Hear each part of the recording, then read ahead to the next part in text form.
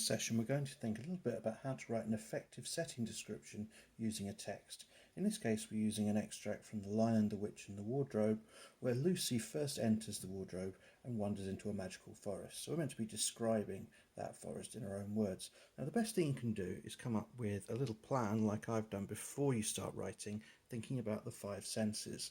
Now the one that everyone thinks about is what they can see, so let's start with that.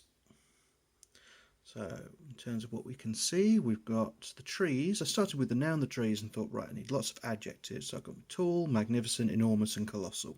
I may not use all of them, I might use them for different things, but I've got them written down so I can use them. I want to use the word fantastic in there somewhere, not sure where yet, but we will see. And then for the snow, I've got glittering and shimmering. Next we think about what we can hear. So in this case, I've got the crunching fresh snow, my own heartbeat, and friendly songbirds tweeting. So I started just with birds and thought, no, we can get a strong adjective in there. When you want to do a good piece of description, always think about how you can describe the nouns for each one. Then we move on to feelings, also known as touch. Now feeling can be two things. It can be what you can physically feel around you. It can also be how you feel in the scenario. So I've gone down the route of feeling excitement and the freezing to my bones. I started with chilly and thought, no, we can do better than that. Then we move on to taste and smell.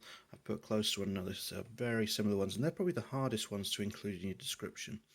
So taste, I've got the crisp morning air, and smell I've come up with fresh scent of pine trees. Now of course you can then fill up all of these with as much description as you need, the keywords that you want to include, which you can then use when you start writing.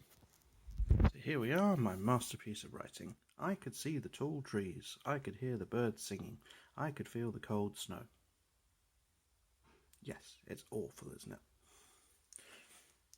Common mistake when you're writing is to keep on putting the same sentence starters over and over again. I could, then this, then that. Mix it up a little bit to get some fronted adverbials in there. Think about how you could start the sentence in a different way. Also, just having standalone sentences for what you can see, then a separate sentence for what you could hear, and a separate sentence for what you could feel is a bit boring. It's good to mix them up. Let's see what we can do better.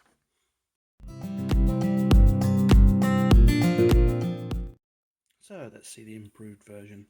As I stepped through the wardrobe, I gasped as I saw what was around me.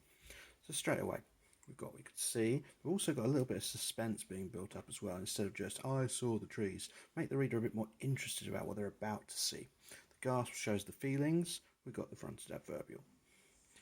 Magnificent trees, the size of skyscrapers surrounded me. So again, started with the noun, the magnificent, start with the adjective for the noun. So magnificent trees, the size of skyscrapers surrounded me. Alliteration with skyscrapers and surrounded. Excitement gripped me as I stepped forward through the foggy, fresh scent of pine.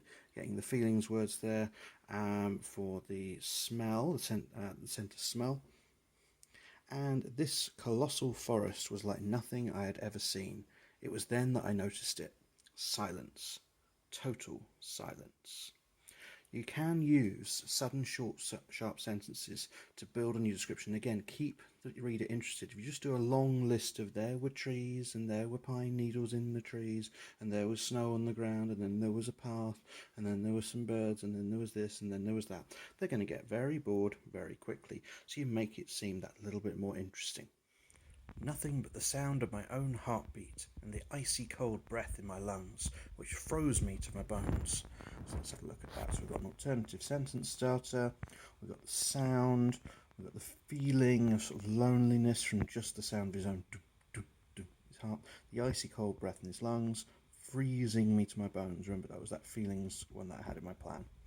Feeling brave, sentence starter, I ventured further into the fantastic forest, bit of alliteration, my feet crunching on the shimmering, freshly fallen snow. So again, the adjective there, shimmering, freshly fallen snow.